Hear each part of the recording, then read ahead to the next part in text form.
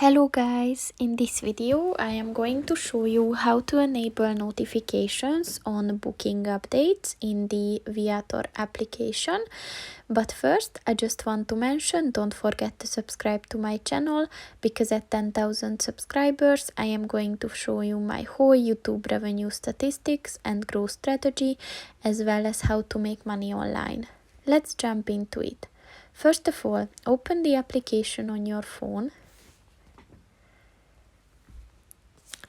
And then click on the profile button at the bottom of the page on the right. And at the preferences section, click on the push notifications button.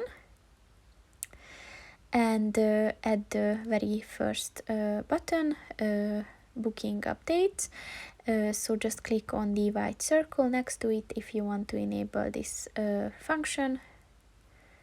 And once it turned green, the notifications and the updates are on. So that's pretty much it for this video, guys. See you in the next one. Goodbye.